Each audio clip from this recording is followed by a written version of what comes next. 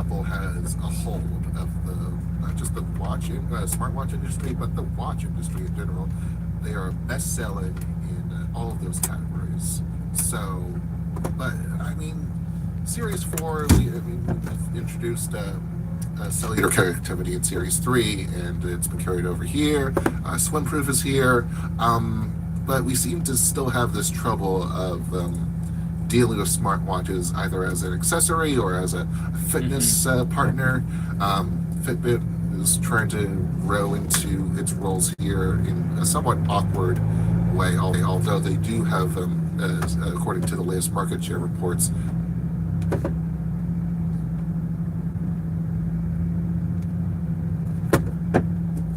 progress lately. So, we're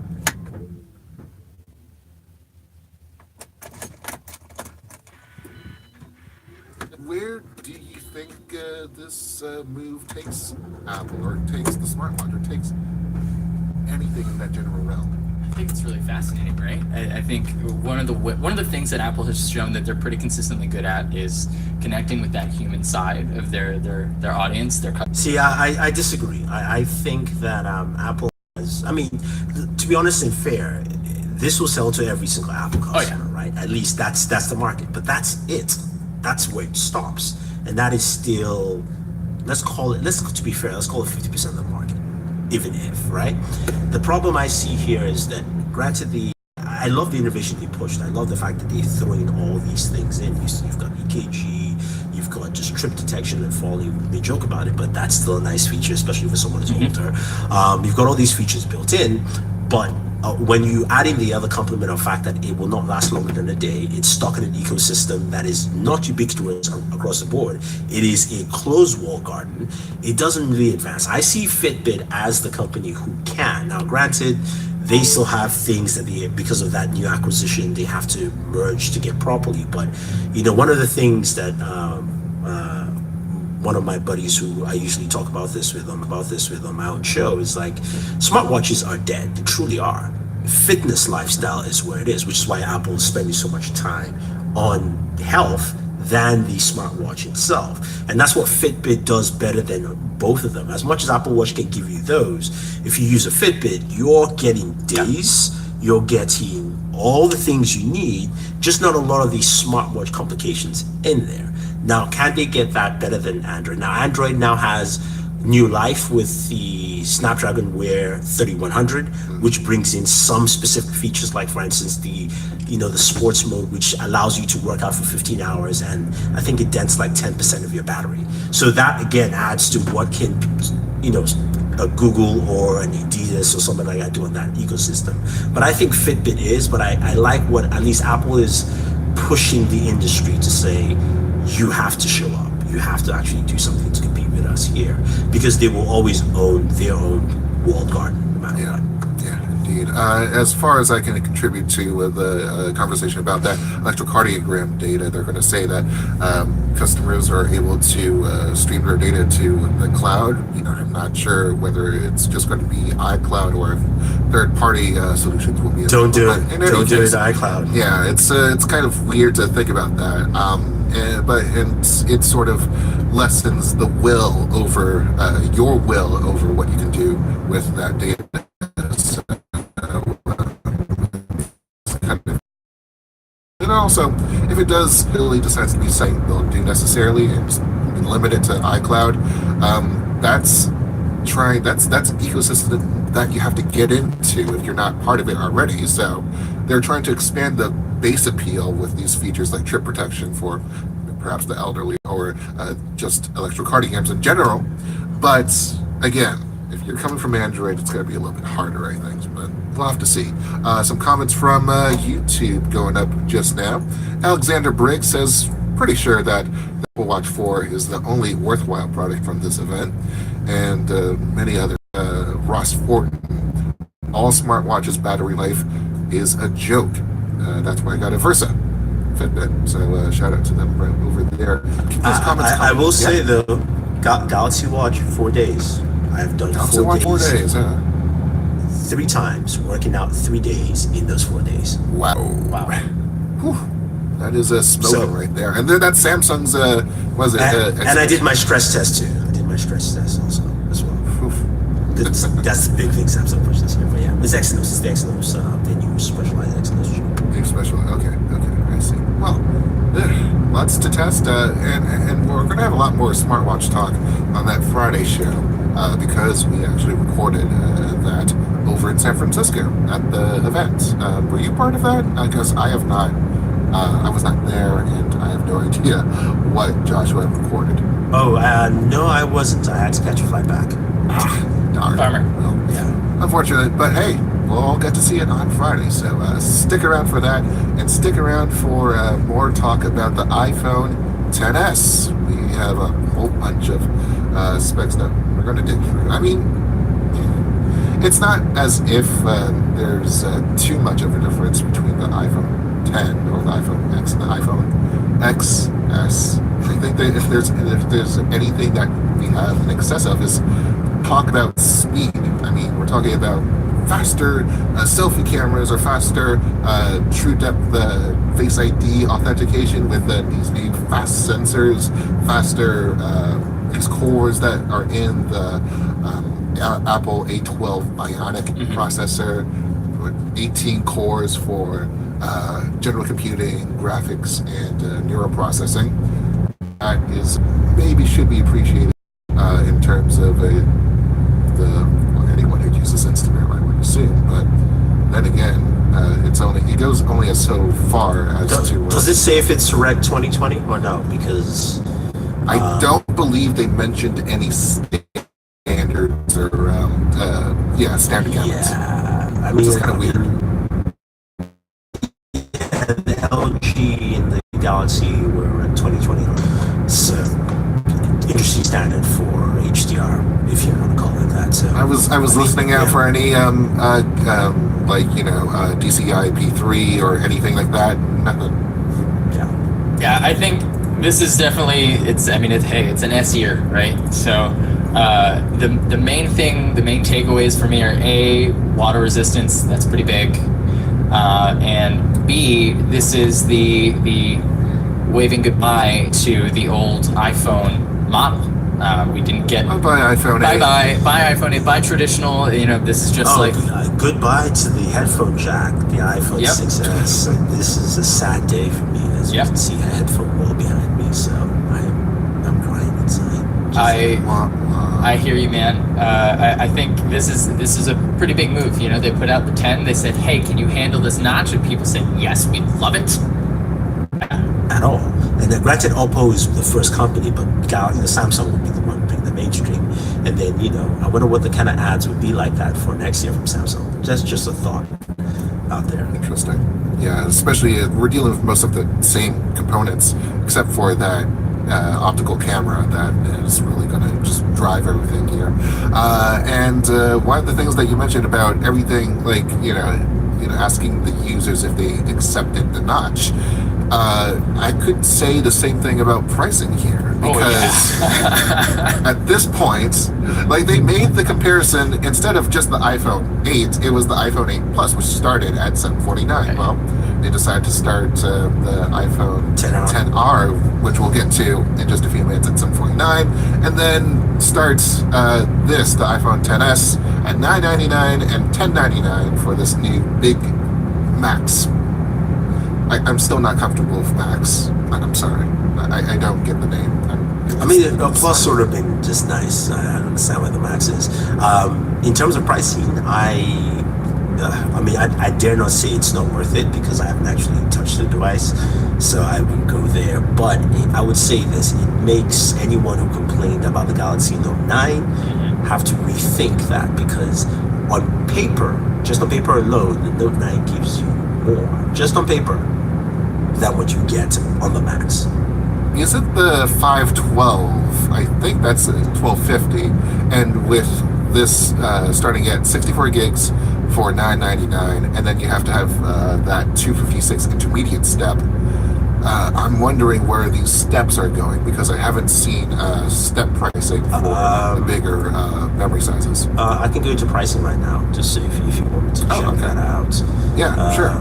So select the Max 6.5 inches. I will go with T-Mobile just for the heck of it. Just for the heck of it. Gold. So we're looking at $1,099 for 64 gigabytes. 256 gigabytes is $1,249 with the 512 Galaxy Note 9.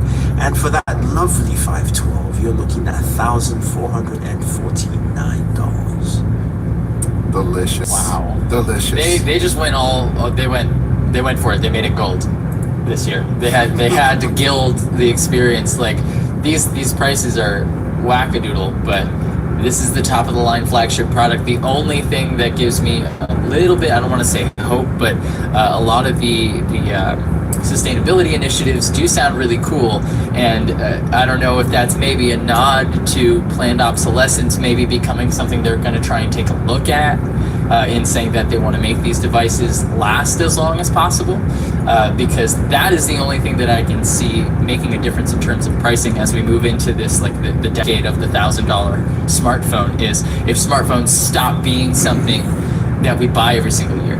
I can handle. You know that's not true. It's okay. You can dream, but it's not true. Yeah, I'm a dreamer. It's okay. You got to own it. But if that's the only thing that I can see as justifying a price tag like that. If I'm paying for a mobile device, 2 year minimum, 3-4 years should be like the standard. No, I do agree. I mean, I would have been fine if they said because of the recycling and some of the costs for that, and that's why this device is priced that way, and they're looking to keep it that way again as you added with sustainability. That's true, but they didn't mention that. And again, even if they were to use that excuse, that to me is impossible because they have no market power to tell their recyclers that we're paying this amount for it because they trillion-dollar company, so they can. I just look at it being that they started the pricing more at 1,000. They wanted to keep that premium. Samsung went to 1,000, and Samsung, at least in my mind, justified some of its pricing for 1,000 because they wanted to separate that from the S line. And then now they have to separate that with the Max and say, well, for the Max you have to do this. Yep. So it's this escalating price wars that keep going up and down that I think it's not necessary, but it's something that has to happen if you're going to be in this market. So it looks like we lost Jules there. Yeah, it looks like we did. It looks like the pricing is just going to keep creeping up, creeping. As long as we start to see some stuff fall in line with that, I'm okay with it. The XR, on the other hand, I'm not sure where this lands. Who is this phone for? Because at $750, is that really going to be my choice? Well, especially considering that, how much of a watering down do you think it is compared to the iPhone XS, the iPhone XR? Other than wireless charging, which I don't think is included, it's water and dust resistant, right? Mm-hmm. And it doesn't have an OLED display. That's it. I'd have to go back into the... And it's missing the other camera module on the back, too. Yeah, it's missing the second camera module on the back. But that's so you're missing three things. One of them is wireless charging, one of them is an OLED display, and one of them is a second camera module. But that's pretty much where it is. But to me, this is where I think Apple missed somebody stated in one of my chats that Apple misstepped in their pricing. I think that's very true because I would have loved to see this at even a 700, which is still too high, but if it was a 650, 700, that I think would be more palatable to a lot of people. It's not going to be a $500 device because I know they won't go there. But a 650, a 700 even would put Samsung in the range of like, ooh, the S line feels danger at this point. Right. Right now Samsung can tomorrow drop the S to 600 and say, here's a BOGO sale and it does everything this phone does, in spades, with an AMOLED display, mind you. Exactly. Absolutely, I completely agree. I think if this were $50 cheaper, we'd have a really grand slam on our hands. Because the truth is, this is our base iPhone model next year. Is the iPhone XR. That's what we're going to see next year. We won't see another base, iPhone 8 aluminum chassis model. This is kind of like the last hurrah for it, this aluminum kind of Yeah, and I don't see it doing well. I think it's got to be it's got to be just $50 cheaper would really set it apart from the 5C, for example. Because it's, I made a mistake being corrected here in the chat Yeah. by a bunch of people. Thank you. The XR does have wireless charging. Thank you very much. Yep, as does have dual SIM as well as Bluetooth 5.0, just as much. Okay, as so then it's just a display and the second camera module. yeah. IP67, so an hour in that meter water immersion thing. So there's a whole bunch of things, but overall you're getting. I mean, you mentioned the disparities between LCD and OLED. I mean, how far does the quote-unquote best LCD compare to maybe perhaps the worst? Well, you can't compare the best to the worst. The best display is the Galaxy Note 9. I mean, although they say the Sony display is slightly better, but at least we can take the Note 9 as a device. And that's what the iPhone XS is going against. So yes, yeah. that's the fact of things. Well, I mean, it's going to be interesting to see how everything gets pitted up against each other. We're going to get to some more comments in just a few minutes, but we will be taking a break here, and we'll be right back. So hang on. This episode of the Pocket Now Weekly is brought to you by Jamf Now. If you run a business, you're probably busy enough looking after your employees, your facilities, and your equipment. Not least your iPhones, iPads, and Macs. Yeah, the things that let you run your business. Well, keeping track of those Apple devices can be easy as pie with Jamf Now. You can manage all the devices you need to, whether they're near or remote, set up email protocols, Wi-Fi credentials, and tool belt apps with a few clicks, and even lock a machine or wipe data from anywhere. All of this without any IT training required. Weekly listeners can hitch up their first 3 devices with Jamf Now for free. Each device after that is just another $2 a month. All you need to do is head over to jamf.com/pocketnow. That's jamf.com/pocketnow. Let them know we sent you and take advantage of this great offer from Jamf Now. And the weekly is supported by LinkedIn Jobs. If you've been scouring the boards so hard, looking for that perfect candidate, well, you shouldn't have to. LinkedIn makes it easy. Why? 70% of the United States workforce is already on LinkedIn. It's the world's largest professional network, and with LinkedIn Jobs, you've got it all within your reach. Sort potential applicants by skills, interests, and by how open they are to new opportunities. Funny enough, most LinkedIn users aren't in the job boards, but 9 out of 10 of them have said that they're up for taking on the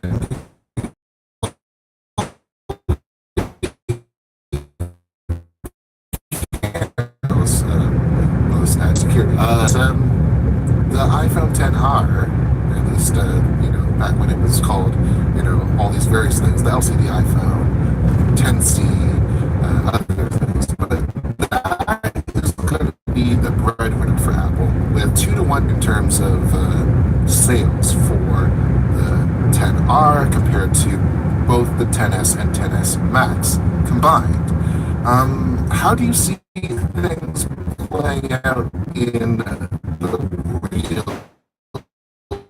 world, given that iPhone X, so time again, that it's the best-selling iPhone that there is? How do you see things going out? Let's start with you, Edibon, this time.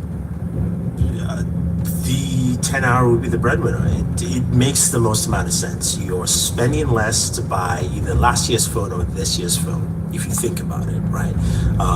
At $749. Getting an iPhone 8 Plus doesn't make sense. Getting an iPhone 7 doesn't make sense.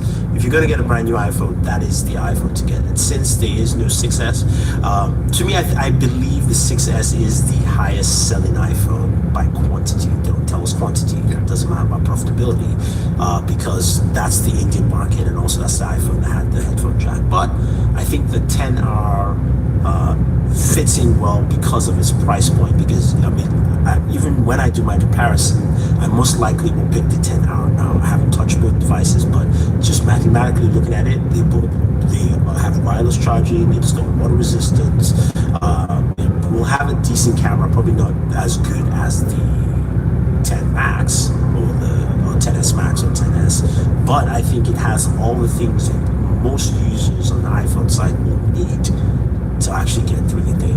The only thing is, of course, how the battery life compares to either the 10s or the 10s Max. But then again, iPhone battery life has not been a good thing, so we'll just have to wait and see.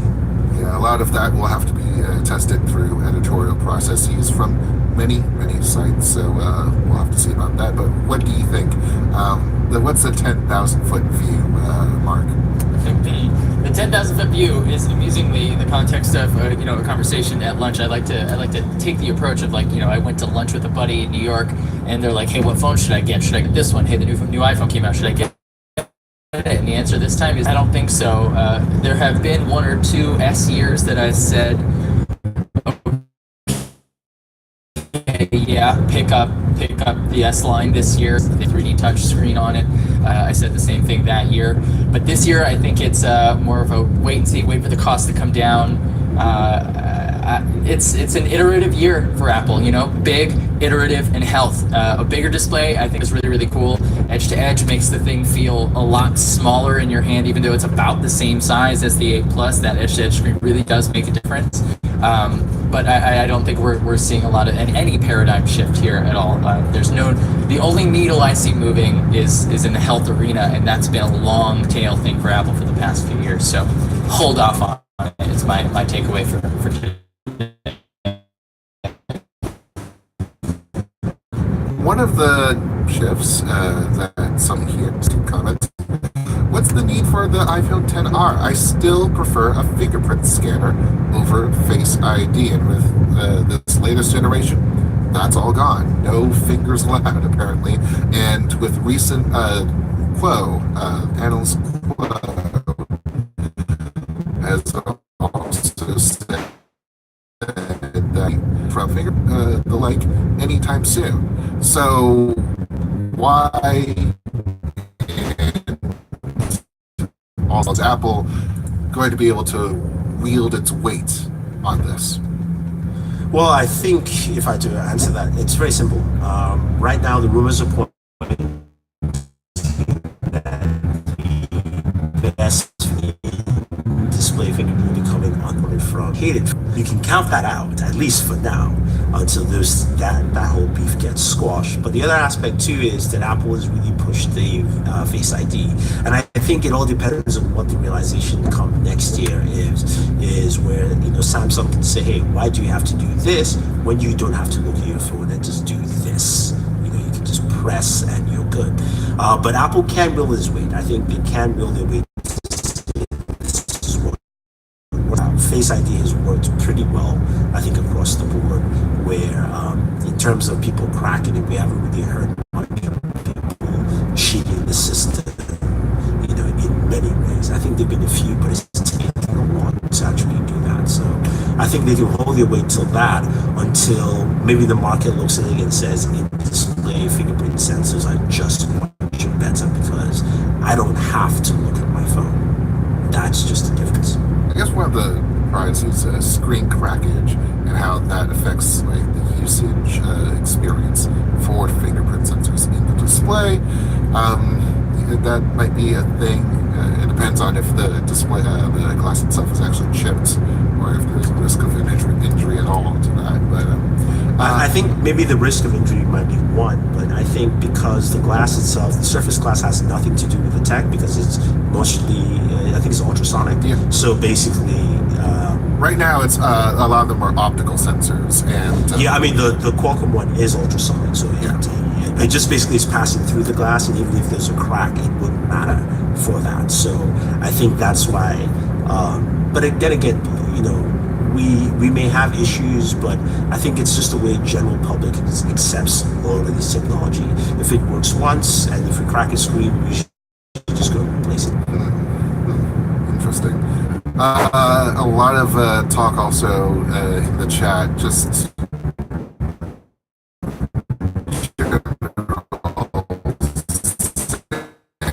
up over to the Pixel 3 and the Mate 20 from what you can say in that sense structure. what do you see in the iPhone XS in particular that might be able to hold up or surpass or do worse against the future competition, Mark? I think Apple's, I mean, it's the Apple MO, right? Apple's good at a lot of things. One of those things is shipping really killer hardware. That's never been up for discussion. I think that the Pixel 3 is going to be some okay hardware with a really stellar software experience and another stellar camera. I struggle with a lot of Huawei stuff, especially these days, especially how the aftermarket's been treated in the last month or so. But the comparison between iPhone and Android doesn't go away, and I don't think that a big, beautiful AMOLED display and the handful of new things that we're getting in an iPhone this year are going to be enough to pull someone who maybe is on the fence on Android. Maybe they've been on Android the last 4 years, 5 years, they're looking for something new. Maybe they had an iPhone back in the day and they're looking to try it on again. This isn't going to be the generation that's going to pull you back. A lot of the things that we're getting in this device, we've had across the Android spectrum for the last few years anyway. So I think if you're someone who's on a fence, I think you're far more likely to fall on the Android side after this announcement than you were 2 weeks ago. Interesting. And not all, not the bulk of sales for iPhones does happen in the first quarter that it is available, so the holiday season. But it's not, not all of those sales are coming from the pre-orders. Most of them are coming in months of October, late October, or November.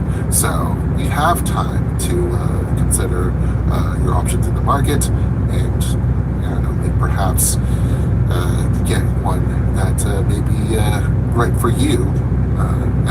I'm trying to hold out as long as possible because I really want to see what Anibong has in terms of deliveries. He just got a doorbell, so I'm hoping that perhaps he got an iPhone, maybe an iPhone XS. Oh, that would be exciting. That would be very exciting. Maybe he broke a few embargoes to get there, huh? Oh, geez. Don't we? I mean, we shouldn't say that out loud. We shouldn't blow up his spot. But yeah, I don't see why, as an Android user, if I'm really considering a switch, there's anything here that's really pulling me forward. I think one of the things that really sort of did not sit well with me was a lot of the game showcase and AR showcases. Like, they've been advertising and showing off the same exact AR features for the last 3 years now. Like, we've seen the shared AR experience. Like, okay, cool. Like, it was cool the first time, but now we're just watching a bunch of people playing on stage, and it's not really providing any new experiences that we hadn't seen from 3 years ago. AR is just one of those things that I don't think is ever going to really finally make it until it becomes a reduction of VR when VR finally takes off. Well, I mean, in terms of gaming, I think Apple might be right in terms of treating it as part of a console. I mean, iOS home to a lot of many polished games out there, but for them, it also kind of acts as a new season of games, and being able to announce new titles. Taking advantage of new technology such as the power requirements reduction and Core ML and all that going on. So, I mean, what do you think about that as kind of a platform against the likes of Nintendo or Xbox or Sony? Oh, I love that conversation. I think that's, I'm an old school video game magazine reader. Like, I go to the grocery store with my mom and go and read EGM and GamePro and all that stuff. And I remember the ads or the articles, the op-eds about, Apple's gonna make a gaming console. They're gonna make a portable console. And this was in 2002 or something like that, 2003. And lo and behold, we got one. It's just called an iPhone. It's a lot of different things in one, I think that the iPhone has been in general a force for good for gaming. It's really democratized the platform more than it was before, but I think it was also the foot in the door that enabled the free-to-play plague that we've seen only get exacerbated over the last few years. And in-app purchases, the scourge of the devil and all that. Exactly. About supporting a developer, but predatory and psychological practices that make you feel addicted are that wouldn't be possible were it not for this magic spacefaring computer in our pockets. Any final thoughts on all of this as we head into another review session, another sales season, another just amazing kind of road ahead? Start with you, Mark. Edinburgh seems upset about it. He seemed like he had a good one. I'm gonna kick it to Edinburgh. Okay, sure. I was about to, because if he was feeling that strongly, I was going to finish with that, storm of like thoughts. No, The thunder crash. I was going to just say that it's interesting to see what Apple's lineup, because we have a very heavy October coming up. We've got announcements from Google, we've got Huawei, we've got Nokia coming up, we've got LG still, and then even Microsoft's announcement might be a head turner. I'm not saying it's going to be a phone, but it might disrupt the market. And is this enough? Because one of my problems with Apple is not the fact that they're not profitable, or they can't sell iPhones, they don't make devices, or it's not nice. Is that, can they move away from just its ecosystem? Because right now, every time I see an iPhone, I go, if you're an iOS user, sure, it doesn't tell the Android user, ooh, I like that. I'm not saying you have to buy it, but does it really even attract the Android user to say, wow, that is really cool? And that's my biggest problem with them. And I think they will continually do well within the ecosystem. And the last thing I will mention is Apple says no more free dongles with the iPhone for your headphone jack. So just put that out there. What I see looking ahead is that I tend to agree with that. A lot more status quo, but I think Apple's been head down. I think they're going to be head down for a little while. They had about 5 years of Steve Jobs ideas in the hopper after he passed away, and they're scraping the bottom of that barrel. And I think that they've got their eyes on the puck about 8 to 10 years from now. Again, in terms of health, that's one of those big 3 words. They see where the puck is going. I think that they're trying to distill the digital experience down to the single most important thing that a human will need to trust technology with. And I think that a lot of the moves that they're making today seem tone deaf and seem like they're not really reacting to what the market is telling them. I think that's because they have zoomed out so far so as to ensure that they've got a lot more in the hopper from this generation of Apple, so that when there's another succession, another passing of the baton, they've got a really good solid backlog of stuff to work from. Yeah, I definitely agree that they're doing what they need to do in order to keep that self-sustaining machine sustained. So that's going to be interesting to see how far they develop, because again, we haven't heard of all the other developments, which we might hope for an October event, which we're going to have to cover 2 hours keynotes for Macs and Mac Minis, and the AirPower wireless charging pad, which no mention here. It's not coming. Let's just forget about that. Let's move. Darn it! Seriously, Edinburgh is done. Well, what is so special about this? I mean, it's just a multiple device wireless charging pad, which you can buy those right now. Yeah, I think what would be special about it is if they developed some sort of technology that actually had them both charging the same loop as opposed to separate coils. If they were able to get closer to something like Tesla-esque technology that allows, for a field of charging around a particular device. That's the only thing that would get me stoked about it. That's the only real good reason I could think they'd delay it. I think the newer Apple that's more willing to look at the data instead of trusting what's in here. But it's not even a fast wireless charger anyway, so it really doesn't matter. It's a slow one. I'm okay with slow if we're going wider rather than deeper. As long as there's the field. I mean, if Apple decides to acquire Energous, which is working on that technology, then perhaps they may be in the ball game. But until then, then the device would be canceled, or they would just keep quiet until the iPhone 11 next, or whatever number they call it. But I think the pad is. I think it's maybe. I guess it's just a lot of us have just hooked on the fact that Apple has finally jumped on wireless charging and in making this. But again, as someone who's been on wireless charging since the Nokia 920, I don't care. Like, that's just how I look at it, because it's not new. It's old tech. That's why I see it. So unless there's something really brand new, I'm sorry. I know I'm ending this. I started with a downer and I'm ending this with a downer again. I think I wish we were able to provide a little bit more balance in terms of how Apple might have been able to succeed, or at least they might be able to carve out victory. Or in this panel, like it feels so. It's like we're a bunch of Android geeks. So like I really do want to be able to provide some alternative to that, because the fact of the matter is that Apple is the omnipresent presence it is that in our tech industry. They're a $1 trillion company, and they have been able to make their earnings from producing a product that millions and millions and millions have wanted, desired, aspired to, and have owned. So yeah, I mean, but this year might it's not also be. important to note that, especially as we move with the national conversation, global conversation, really about privacy and data rights.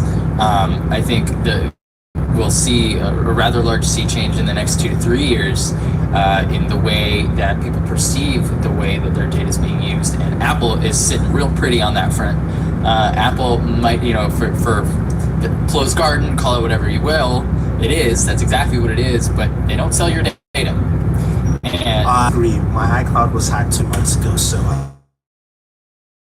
that doesn't mean they sell your data. Security as opposed to If your iCloud got hacked or phished, I'm sorry, that's user error.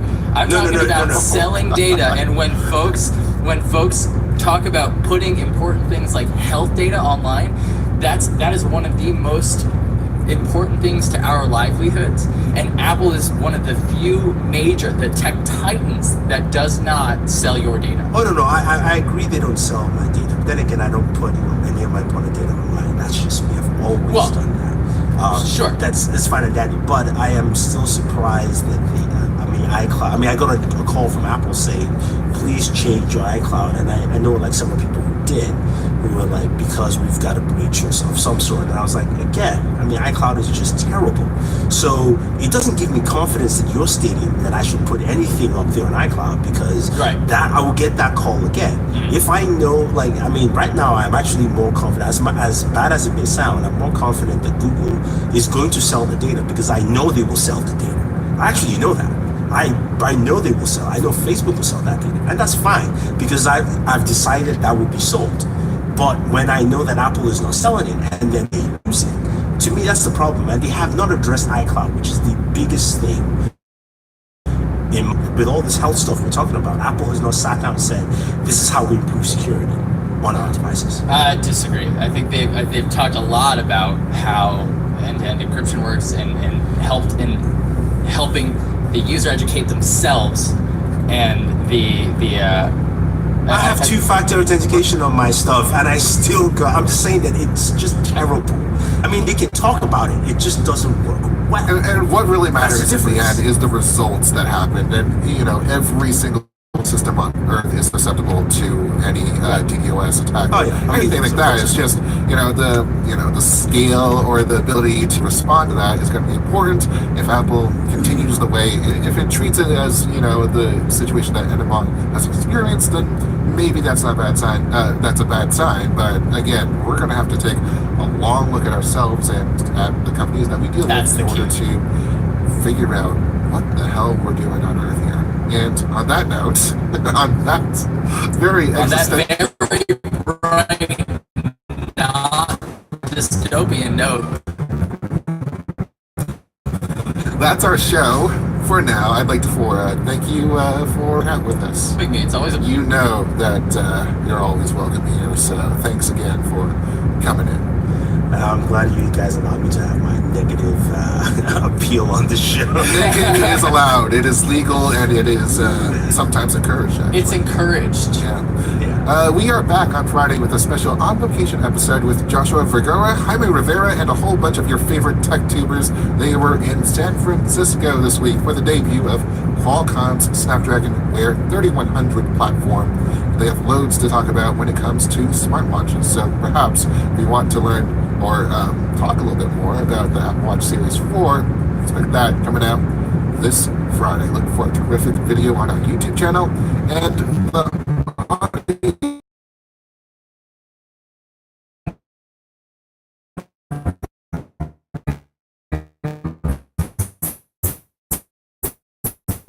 Priscilla, this week our topic is elephants. To start with, I want to introduce you to Craig Miller and his plane.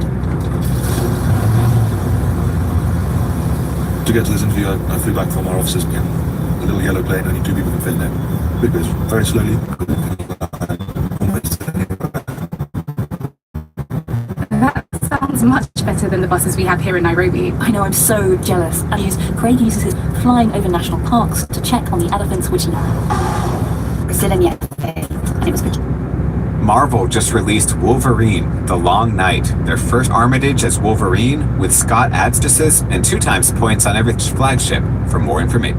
Odd and tangential claim to fame here is that my great uncle, by marriage, Order Francis Woodward, bought the patent to Jell-O from its inventor in 1899 for $450 and then sold it for $67 million in 1920s. That's like $1 billion today. Money that's filtered down through Allie's sprawling family over generations. And lately, Allie's become obsessed with Jell-O, how that Jell-O money shaped her family, and how Jell-O the product has shaped America, with messages like this. What's for dessert when a spouse needs cheer? The men in my life swear by it. Ask any little girl. When it comes to entertaining, there's nothing quite like Jell-O. There's always room for Jell-O.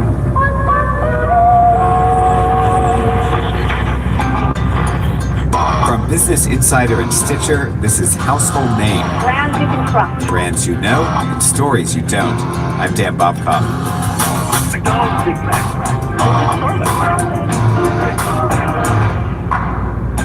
Today, one family's complicated relationship with Jell-O. Jell-O money funded the life of Allie's grandmother.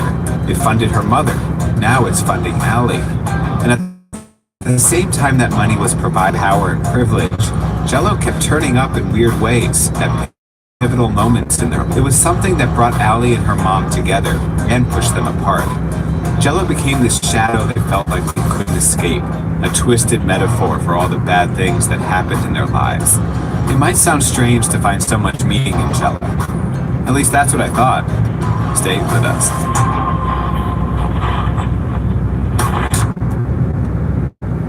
In the late 1600s, a guy in France boiled some animal bones and skin and figured out how to extract the collagen. The jiggly clear substance became known as gelatin. Jump ahead 200 years, and a self-taught engineer named Peter Cooper turned it into a powder that became a dessert when you added hot water. But it didn't catch on, and he started working on glue instead. A half-century later, a cough syrup maker in Leroy, New York branched into foods and added flavors like strawberry to the instant gelatin. His wife named it Jell-O. But he couldn't get people to buy it either. He gave up and sold it to someone who finally turned it into a hit. That guy was Allie's great uncle. You know, the one who bought Jell-O for a few hundred and sold it for millions. From that point on, Allie's family but they were never again directly involved with Jell-O's business or manufacturing. For years, they stayed in Jell-O's hometown, Leroy, New York. This is where, until the mid-60s, the Jell-O factory turned those bits of old bones into a shiny dessert. In that small town upstate, it was a Jell-O economy. The family's wealth put their name on buildings. Whenever one of their kids got sick, the local gossip pages would write about it. When it got cold out, a limousine would pick them up from school. Allie heard the stories as a child, third hand from her mother. And I loved hearing about the light elements of those stories, the feasts and servants and butlers and a limousine.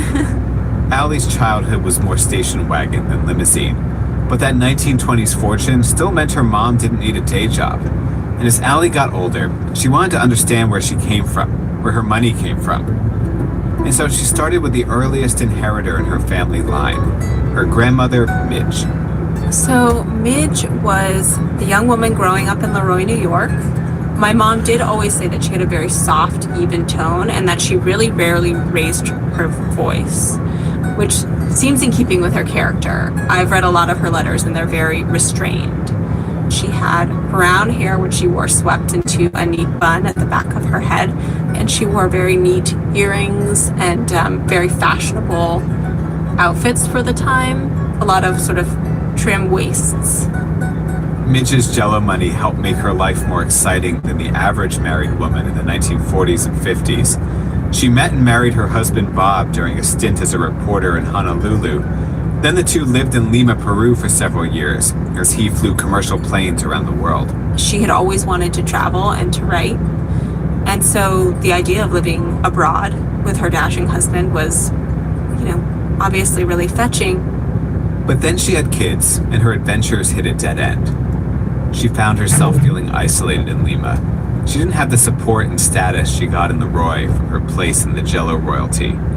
So she and Bob left Lima behind and returned to their hometown, Jell-O's hometown, Leroy. In some ways, it felt sort of like a letdown. Leroy was drab, suburban, and snowy. But it was the easier choice, the safe choice. She was a sort of a social butterfly. So she had a lot of girlfriends and acclimated. Midge's family was in Leroy, her cousins, her aunt. And being close meant they'd make sure to get that inheritance. So I think, Midge made a sacrifice herself. She had wanted to travel, she had wanted to write, but moving back to Leroy meant that she was in the society there. Also, her life in Leroy looked a lot like what Jell-O marketing promoted back then. It was very wedded to the idea of the housewife and the strong American family where daddy goes to work at 9 a.m. every morning and comes home and has a martini in the evening, and the kids all gather around the table, and it's happily ever after with a white picket fence. Midge's husband, than man, Fedridge when he got home every day, playing the role dutifully, if unhappily. Maid was in the kitchen making dinner, sometimes pouring fruit into Jell-O molds. Back then, Jell-O's makers wanted Americans to put all sorts of things into Jell-O. Onions, radishes, carrots, peas. There was a Jell-O salad with mayo and anchovies. Beef, lima and string. A ham and celery loaf made with lime Jell-O. Bright, crisp vegetables in cool, shimmering Jell-O. There's a salad for you. What is going on? That's not even the worst of them. It was definitely not America's finest culinary hour. What was Jell-O saying to women at the same time that Midge was in Leroy? So much about where to stay physically, which is in the home. Too late to make dessert. Wait, it's not too late to make dessert. And how to make it in particular. Just add to milk and beat. So I think, especially because initially, Jell-O was this mystery food. It was a scientific experiment in a way. This terrific new busy day dessert is ready to eat. Once we're talking about the 40s and 50s, we're really talking about time periods that privileged growth and innovation. Or let the children make it themselves. It's that easy. Hooray! And cleanliness. So old recipes might be seen as dirty. Creamy, nourishing, so delicious. It's as though the whole marketing campaign for Jell-O recipes was basically, you can hide whatever you want in a Jell-O mold. Old chicken, wilted lettuce, put it in some Jell-O. How nourishing. Jell-O really fit well with that identity, in part because it literally is a food that you mold. So it encapsulates and contains what feel like messy ingredients, like shredded vegetables or leftovers or whatever. It can all go into the Jell-O and become neatly contained. And I think, especially in an era of American history where we were really privileging sameness, a lot of people probably had to do a lot of stuffing and hiding of their own. Exciting new places. And she saw a future for herself that looked like the rest of the Jell-O aristocracy. But while they were abroad, Midge found out she had this cancer. And again, she reluctantly returned to Leroy. She had a mastectomy, but she remained ill, eventually bedridden. And for months, no one in the family talked about the cancer. Mary resented her mother for taking them back to Leroy, resented sickness. It also scared her. There was a time, And it really shaped my mother's life as sort of the last time that she saw her mother, which was in the winter. And her mom had been worsening, but I think people weren't really talking about it, and the family wasn't talking about it, certainly. But it was happening. What was unsaid is that the cancer had come back, Midge was dying, and Mary wasn't prepared for it. No one was, apparently. Perhaps most of all, her husband. Her mother came out of the bathroom on the first floor of the house and was very concerned. In the other room, Bob, Midge's husband, was calling the ambulance, and Midge was saying to my mother, like, please hide me. Don't let them come for me. The subtext being, if they come and take me, I'm never coming back.